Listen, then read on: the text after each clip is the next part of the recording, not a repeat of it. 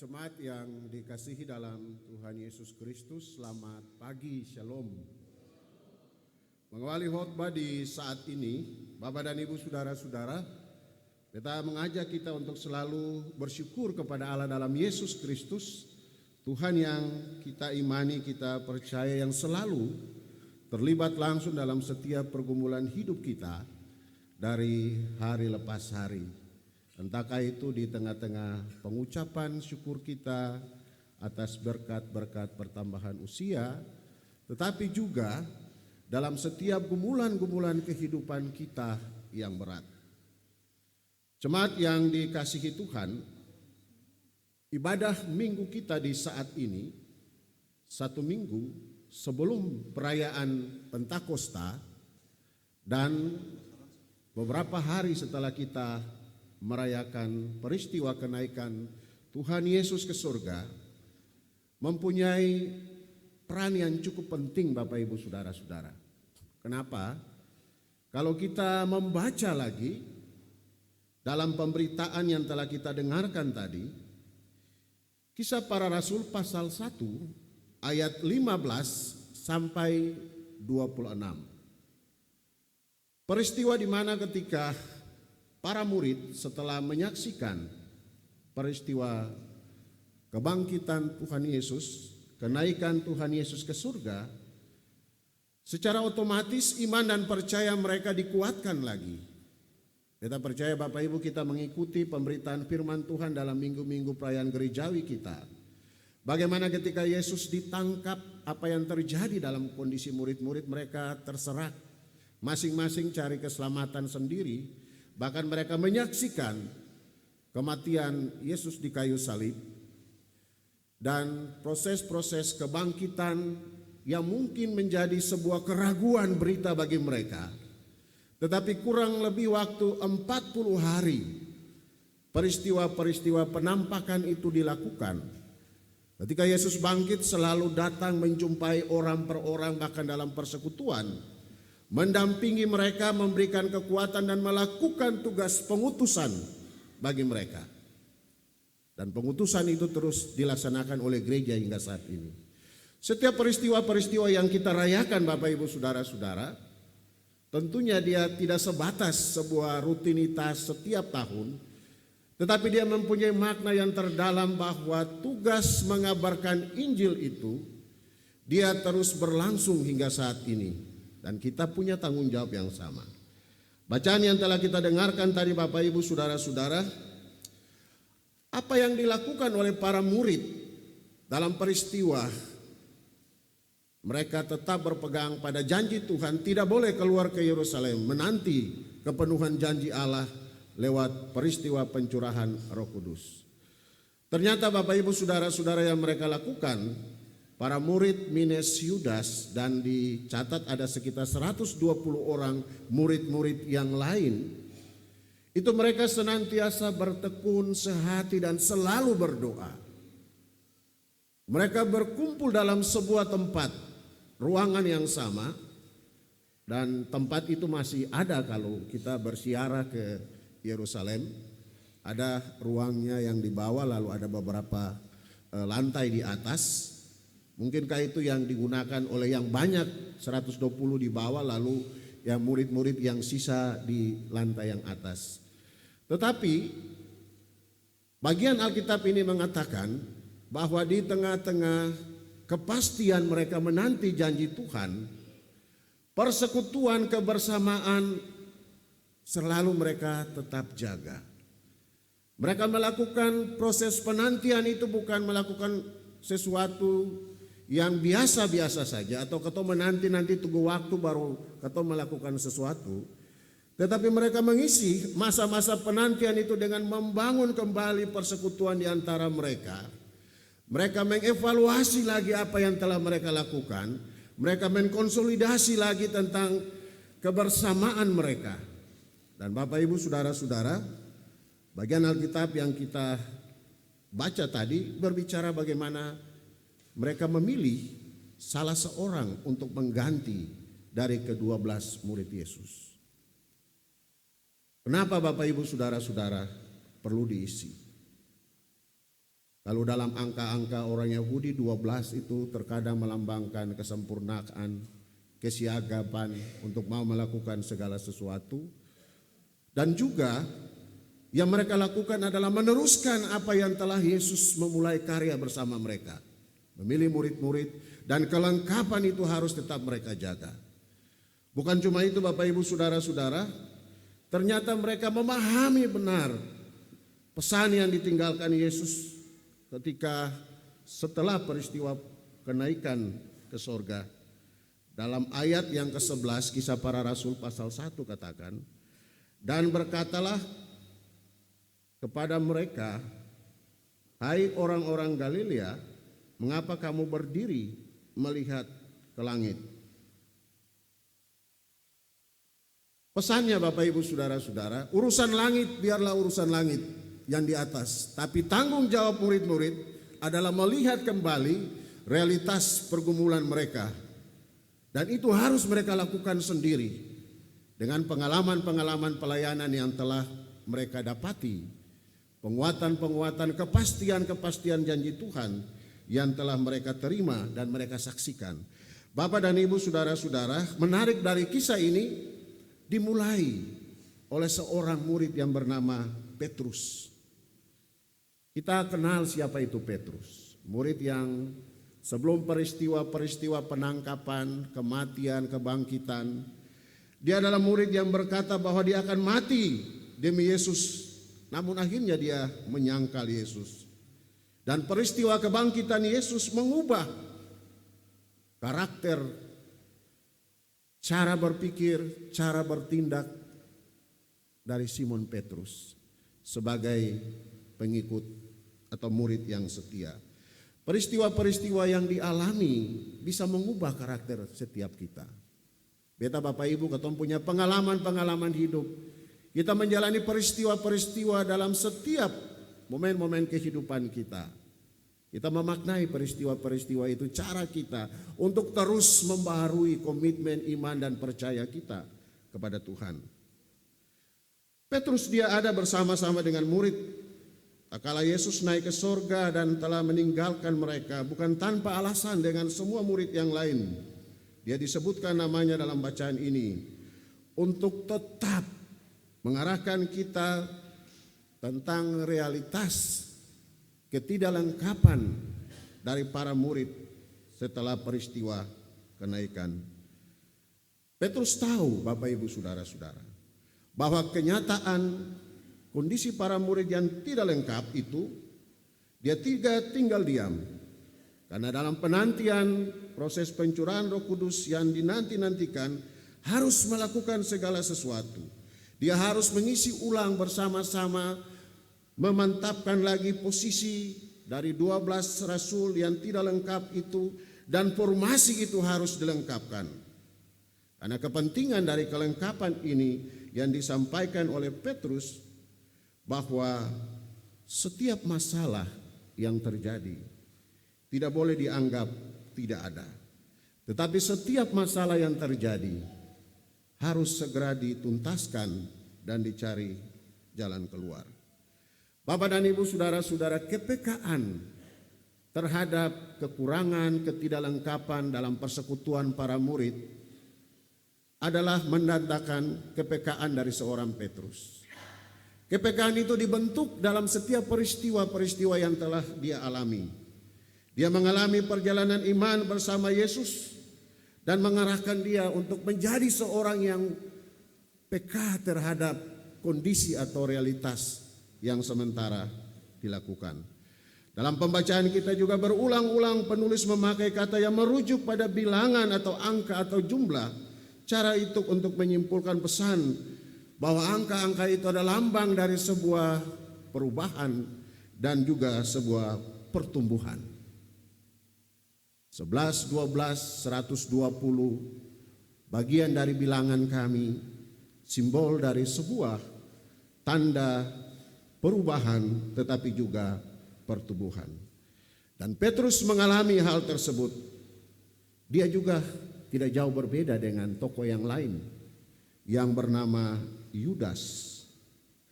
Tetapi Petrus belajar bertobat dan dia kembali menguatkan saudara-saudaranya. Dia mengambil inisiatif untuk berdiri dan mulai berkata-kata dalam kondisi yang vakum pada saat itu. Dia memberikan pelajaran yang penting bahwa beriman haruslah ada dalam pertumbuhan. Dan itu juga selalu terlihat dalam setiap karakter hidupnya.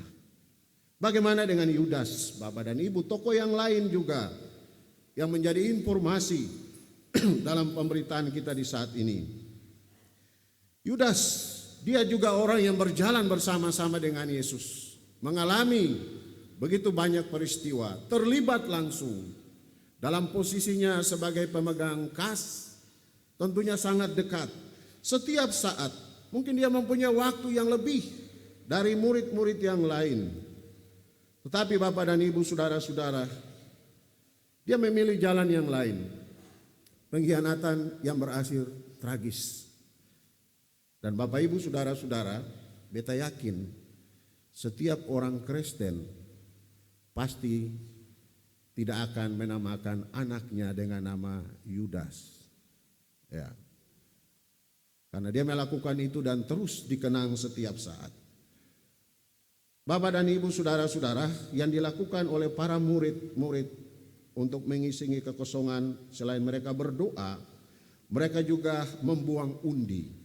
Ya, buang undi juga dilihat sebagai sebuah mekanisme cara pengambilan keputusan yang dimana tidak ada unsur kemanusiaan atau unsur kelompok yang dominasi dari yang lain. Tetapi membuang undi pada saat itu diyakini sebagai sebuah mekanisme penetapan pengambilan keputusan yang menyerahkan semua kedaulatan keputusan itu kepada Tuhan. Akan sederhana Bapak Ibu, tapi cara-cara itu yang dipakai dan tepat pada zaman itu. Cara-cara itu dipakai dan tepat pada zaman itu. Tujuannya satu Bapak Ibu, untuk tetap menjaga akan keutuhan dari murid-murid. Artinya Bapak Ibu, saudara-saudara, kondisi murid-murid itu harus lengkap. Kelengkapan itu menandakan bahwa karya keselamatan dan penyelamatan Tuhan selalu berlangsung dalam kehidupan kita dan tidak pernah membuat ruang di antara kita untuk tercecer dari setiap karya keselamatan itu. Semangat bersama-sama itu terus diperlihatkan untuk membangun persekutuan dan akhirnya Bapak Ibu, saudara-saudara, keputusan pada saat itu hasil undiannya mereka memilih Matias sebagai pengganti dari Yudas. Peristiwa ini mau menandakan bahwa peristiwa kenaikan Tuhan Yesus telah menyatukan para murid di ruang atas sebuah rumah di Yerusalem, tempat di mana mereka menyadari bahwa kebutuhan akan kelengkapan mereka, dan penyambutan calon pengganti Yudas itu mereka sampaikan, dan terus mereka belajar sebagai saksi yang telah mengalami hidup bersama dengan Tuhan. Yang menarik Bapak Ibu, saudara-saudara, usulan nama-nama itu mereka sampaikan, lalu kemudian mereka berdoa. Dan dalam doa, dalam ayat yang ke-24 dikatakan, "Ya Tuhan, Engkaulah yang mengenal hati semua orang." Salah satu karakter atau salah satu standar yang terpenting, Tuhan mengenal hati. Bapak dan Ibu, saudara-saudara, Tuhan mengenal hati adalah syarat yang paling penting. Beta Bapak Ibu ketong kenal orang, dong pun nama, dong pun umur, dong pun hobi, dong punya segala sesuatu yang sifatnya cuma casing di luar. Tetapi dalam tanggung jawab melanjutkan karya penyelamatan, Tuhan mengenal hati. Ini yang paling penting Bapak Ibu, saudara-saudara. Kebetulan dalam ibadah di saat ini juga ada pelepasan bagi Bapak dan Ibu para pengasuh, tetapi juga ada pelantikan bagi para pengasuh, bagian dari bagaimana kita memperhatikan faktor kelengkapan, mengisi kekosongan, bukan sekedar melakukan tugas-tugas rutin saja. Tetapi proses ini sudah berjalan dan Tuhan mengenal hati setiap kita. Apapun keberadaan kita, Tuhan mengenal hati kita. Itu pesan yang penting bagi kita. Karena dengan berdoa pasrah kepada kedaulatan Tuhan, itulah yang didambakan. Dan Tuhan mengenal hati. Bapak dan Ibu, saudara-saudara, ingatlah bahwa dalam setiap pergumulan hidup, proses-proses pengambilan keputusan, penataan pelayanan, ketika kita berdoa, yakin ada ruang untuk Tuhan yang menentukan. Tuhan mengenal hati, siapa dia. Dan kita yakin ketika para pelayan ataupun tanggung jawab yang lain dilakukan, karena Tuhan mengenal hati, buka ruang untuk Tuhan selalu ada bersama-sama. Karena mereka meyakini sebagai para murid saat itu, kedaulatan kuasa Tuhan di atas segala-galanya, dan mereka selalu ingin memahami dengan cara memberi diri seutuhnya kepada keputusan Tuhan.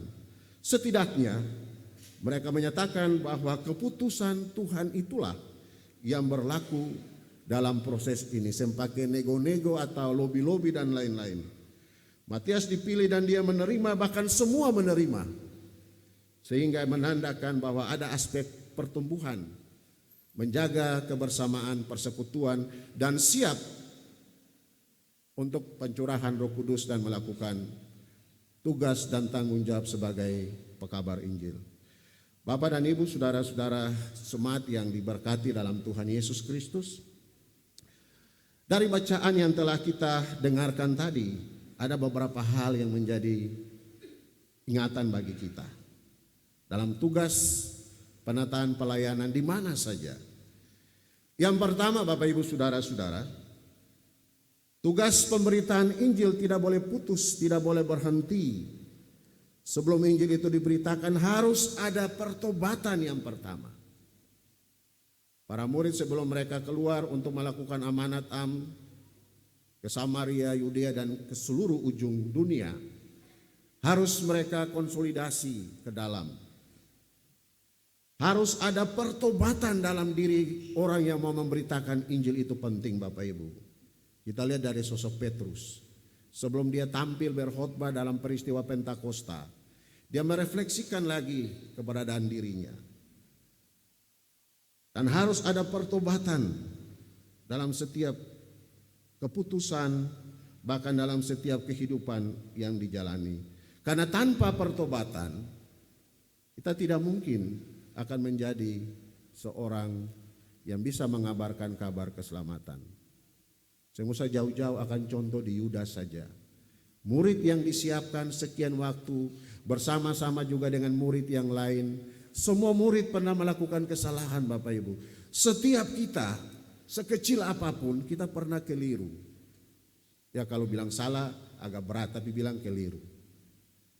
Tetapi tujuannya bukan kita menyebutkan kesalahan-kesalahan kita itu, tetapi apa yang kita lakukan adalah kesadaran dan pertobatan penting dalam kehidupan kita. Hal yang sama juga pernah kita alami dalam seluruh tugas dan penataan pelayanan bergereja. Ada yang mungkin seperti sosok Simon Petrus. Dia menjadi orang yang pernah menyangkal tetapi masih diberikan kesempatan, dan tumbuh orang yang punya komitmen yang kuat untuk melakukan tugas dan panggilan pelayanan. Tapi tidak jarang juga yang memilih jalan seperti Yudas, melakukan hal-hal yang tragis dan mengakhiri hidupnya. Pertobatan hidup harus menjadi tanda dari setiap kita yang akan mengambil bagian dalam tugas pemberitaan Injil keselamatan dari Allah. Karena Tuhan akan memberikan kita kekuatan. Hal yang kedua Bapak Ibu saudara-saudara, yang harus kita jaga dalam seluruh proses penataan pelayanan bergereja kita, di jemaat, di unit, di sektor, wadah organisasi, di mana saja, kita butuh kehadiran Tuhan. Kita mengandalkan Tuhan dan kita harus melibatkan Tuhan. Karena pekerjaan untuk memberitakan Injil bukanlah pekerjaan yang mudah. Bukanlah pekerjaan yang tanpa masalah. Apalagi kita akan memilih, menentukan orang-orang, bahkan meyakinkan diri sendiri. Bukan masalah orang itu mau atau tidak, atau karakternya menurut pandangan kita, oh ini dia sudah orang yang pas. Tetapi siapapun dia harus menjadi orang yang konsisten dalam kata-kata, tetapi juga dalam perbuatan.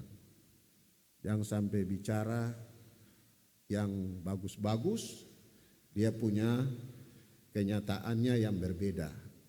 Jadi firman Tuhan ini juga porbeta dan Bapak Ibu saudara-saudara. Karena langsung ataupun tidak langsung, ketong semua adalah pemberita-pemberita Injil Kerajaan Allah. Sekecil apapun tutur kata kita, tindakan kita, di mana saja kehadiran kita senantiasa memancarkan akan kemuliaan Tuhan. Kita membutuhkan orang-orang yang punya komitmen yang kuat, meyakini kebenaran, meyakini iman dan percaya, rela berkorban bahkan untuk melakukan apa yang Tuhan kehendaki. Beratnya di situ Bapak Ibu.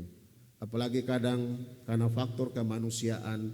Terkadang kemanusiaan kita identik dengan kerapuhan kita. Identik dengan toleransi kepada kesalahan. Identik dengan hal-hal yang keliru kita lakukan. Sekali lagi Bapak dan Ibu, jangan pernah melibatkan Tuhan dalam setiap kehidupan kita. Itu juga yang dilakukan oleh murid-murid pada saat itu. Mereka melibatkan Tuhan dan Matias terpilih. Persoalan bagi kita, apakah kita melibatkan Tuhan dalam setiap kerja-kerja pelayanan? Jangan pernah kita bekerja mengutamakan kemauan kita ataupun apa yang kita mau untuk lakukan tanpa ada perubahan. Apalagi Bapak dan Ibu katong hidup di tantangan zaman yang selalu berubah cepat. Kapan saja bisa terjadi segala sesuatu. Belum lagi derasnya transformasi digital. Setiap orang secara individu sudah dilibatkan dengan persoalan-persoalan pribadi, persoalan-persoalan sendiri untuk membutuhkan orang lain. Mungkin dia akan mencari orang-orang yang dianggap penting bagi dirinya. Tapi di tengah-tengah pilihan mencari orang untuk menolong dirinya, jangan lupa mencari Tuhan. Karena Tuhan selalu peduli dalam seluruh kehidupan kita. Sesibuk-sibuk apapun dalam rutinitas tugas dan kerja kita, jangan pernah kita melupakan Tuhan. Hal yang ketiga Bapak dan Ibu, bahwa masalah dan kepekaan kita terhadap masalah dalam seluruh tugas penataan pelayanan di gereja bukan cuma tugas dari para pelayan. Mengatasi persoalan pelayanan di dalam gereja bukan cuma tugas para pelayan, bukan cuma didominasi oleh para pelayan, tetapi melibatkan umat. 11 rasul, mereka juga melibatkan 120 orang yang ada pada saat itu. Mereka akan sama-sama untuk mencari solusi menuntaskan masalah pelayanan. Terkadang Bapak dan Ibu, itu urusan pelayan jadi koordinator, majelis atau pengurus dong pengurusan, bukan ketong. Tidak Bapak Ibu. Masalah pelayan adalah masalah bersama kita. Kita membuka ruang untuk umat terlibat secara langsung dan aktif. Bukan cuma untuk membantu menyelesaikan persoalan, tetapi kepekaan kita juga terkait dengan persoalan-persoalan keumatan yang muncul. Bapak Ibu saudara-saudara, ketong punya pastoral secara rutin, mau perjamuan maupun yang lain-lain. Terkadang karena sudah rutin, ketong anggap akan biasa. Kadang ketong datang tanya, ikut perjamuan keseng lalu sembayang dan lain-lain. Tetapi tugas tanggung jawab yang penting adalah kepekaan kita terhadap persoalan-persoalan yang dihadapi oleh umat. Intinya sebagai persekutuan bergereja di jemaat ini, kita harus selalu mementingkan kehidupan bersama, roh hidup secara bersama-sama sebagai satu keluarga Allah. Alkitab mencatat bahwa orang-orang yang berkumpul dalam menanti-nanti pencurahan Roh Kudus dan tinggal di satu rumah. Ada juga murid-murid, ada juga saudara-saudara Yesus, ibu Yesus. Artinya persekutuan itu dibangun dalam relasi-relasi kekeluargaan. Kehidupan berjemaat juga didorong, dibangun juga atas relasi-relasi persaudaraan yang kuat. Katong dari suku etnis latar belakang yang berbeda-beda, tetapi kehidupan persekutuan berjemaat, beta Bapak Ibu katong semua keluarga di dalam Allah. Dan harus kita mengoptimalkan tugas itu. Karena kita yakin Bapak Ibu bahwa yang menjadi kepala dalam persekutuan kita adalah Allah dalam Yesus Kristus, bukan siapa-siapa. Yesus yang membangun persekutuan bergereja. Persekutuan jemaat ini juga kepalanya ada Yesus. Dan sebagai gereja, beta Bapak Ibu katong semua adalah alat di dalam tangan Tuhan. Mau kecil besar alat itu tergantung kapasitas yang diberikan. Tetapi alat itu akan berfungsi maksimal ketika tangan Tuhan itu menggenggam kehidupan kita. Kita dituntun untuk selalu menghadirkan damai dan sejahtera dalam setiap kehidupan kita. Kita harus tetap menjadikan Tuhan sebagai pusat kendali dalam kehidupan kita. Bukan katong mau yang mengendalikan keputusan-keputusan bersama. Jadikan Tuhan sebagai kendali dalam setiap keputusan kita. Penyerahan diri dan takluk pada setiap perencanaan kita kepada kuasa Tuhan melalui tuntunan Roh Kudus sudah harus menjadi gaya hidup kita yang baru. Orang-orang yang telah mengalami dan merayakan peristiwa kematian, kebangkitan Yesus, kenaikan Yesus, bahkan nanti pencurahan Roh Kudus, kita harus terus-menerus melakukan perubahan dalam kehidupan kita. Merubah cara kita mengenal Tuhan dalam setiap peristiwa-peristiwa yang kita alami. Merubah cara berpikir kita tentang apa yang harus kita lakukan. Itu menandakan bahwa iman dan percaya kita berubah dan bertumbuh ke arah yang Tuhan kehendaki. Firman Tuhan di saat ini mau mengajarkan kepada beta, Bapak Ibu, saudara-saudara jemaat, sesulit-sulit apapun, segenting-genting apapun kondisi hidup kita, kenyataan iman dan percaya kita dalam benturan-benturan kehidupan yang keras, tetaplah mengandalkan Tuhan dalam setiap kesempatan, dalam setiap persoalan hidup kita. Tuhan memberkati kita semua. Amin.